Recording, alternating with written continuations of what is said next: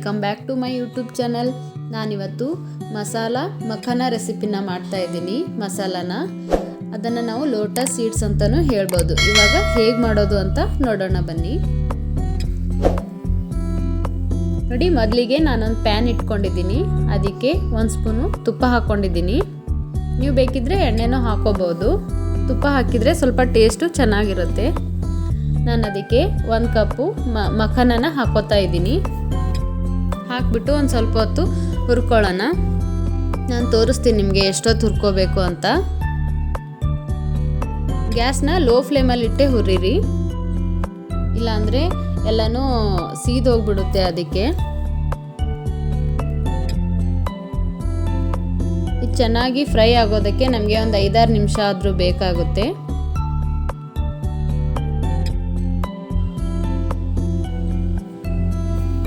ಇದು ತುಂಬಾ ಟೇಸ್ಟಿಯಾಗಿರುತ್ತೆ. ನಾವು ಏನಾದರೂ ಸ್ನ್ಯಾಕ್ಸ್ ಬೇಕು ಅಂತ ಅಂದಾಗ ಇದನ್ನು ನಾವು ಮಾಡ್ಕೋಬಹುದು.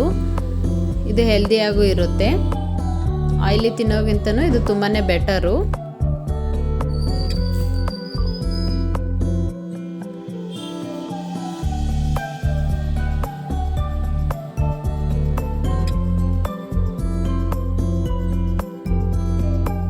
ನಾನು ನಿಮಗೆ ತೋರಿಸ್ತಾ ಇದ್ದೀನಿ. ಈ ಥರ ನಾವು ಪ್ರೆಸ್ ಮಾಡಿದರೆ ಅದು ಪುಡಿ ಪುಡಿ ಆಗಬೇಕು. ಇದು ಇನ್ನೂ ಆಗಿಲ್ಲ. ನಾನು ಇನ್ನೂ ಒಂದು ಸ್ವಲ್ಪ ಹೊತ್ತು ಹುರ್ಕೋತೀನಿ ಇದನ್ನು.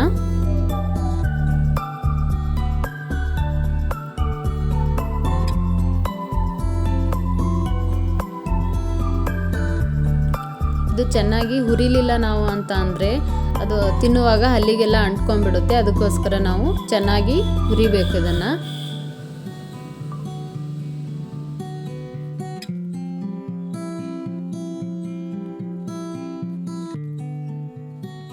ನೋಡಿ, ನಾನಿವಾಗ ಇನ್ನೊಂದು ಸಲ ಈಗ ಆಗಿದೆ ಅಂತ ಚೆಕ್ ಮಾಡ್ತೀನಿ.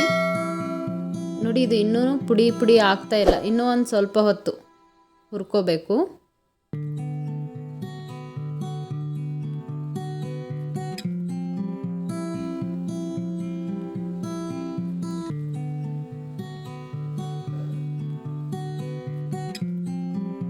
ನೋಡಿ, ಇವಾಗ ಆಗಿದೆ. ಇದು ಚೆನ್ನಾಗಿ ನೋಡ್ತಾ ಇರ್ಬೋದು. ನಾನಿಲ್ಲಿ ಒಂದು ಅರ್ಧ ಚಮಚ ಖಾರದ ಪುಡಿ ತೊಗೊಂಡಿದ್ದೀನಿ. ಹಾಗೆ ಒಂದು ಸ್ವಲ್ಪ ಚಾಟ್ ಮಸಾಲ, ಒಂದು ಸ್ವಲ್ಪ ಉಪ್ಪು, ನೋಡಿ ಒಂದು ಚಿಟಿಕೆಯಷ್ಟು ಅರಿಶಿನ ಹಾಕ್ಕೊಂಡಿದ್ದೀನಿ. ಇವಾಗ ಅದೇ ಪ್ಯಾನ್ಗೆ 1 ಸ್ಪೂನು ತುಪ್ಪ ಹಾಕೋತಾ ಇದ್ದೀನಿ. ಇವಾಗ ಮಸಾಲ ತೊಗೊಂಡಿದ್ವಲ್ಲ ಅದನ್ನು ಇದಕ್ಕೆ ಸೇರಿಸ್ಕೋತಾ ಇದ್ದೀನಿ. ನೋಡಿ, ಮಸಾಲ ಹಾಕ್ಬಿಟ್ಟು ಒಂದು ಸ್ವಲ್ಪ ಹೊತ್ತು ಹುರ್ಕೊಳ್ಳೋಣ. ಇವಾಗ ಹುರಿದಿರುವಂಥ ಮಖಾನ ಎಲ್ಲನೂ ಇದಕ್ಕೆ ಸೇರಿಸ್ಬೇಕು.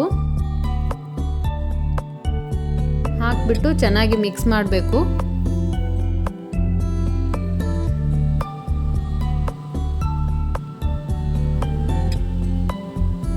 ನೋಡಿ, ಚೆನ್ನಾಗಿ ಮಿಕ್ಸ್ ಮಾಡಿದ್ಮೇಲೆ ಹೀಗಾಗಿದೆ.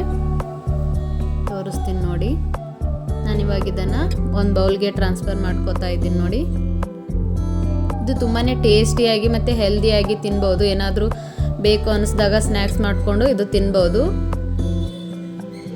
ನೋಡಿ, ಈ ವಿಡಿಯೋ ನಿಮಗೆ ಇಷ್ಟ ಆಗಿದ್ದರೆ ಲೈಕ್ ಮಾಡಿ, ಶೇರ್ ಮಾಡಿ, ಹಾಗೆ ನಮ್ಮ ಚಾನಲ್ನ ಸಬ್ಸ್ಕ್ರೈಬ್ ಮಾಡಿ. Thank you.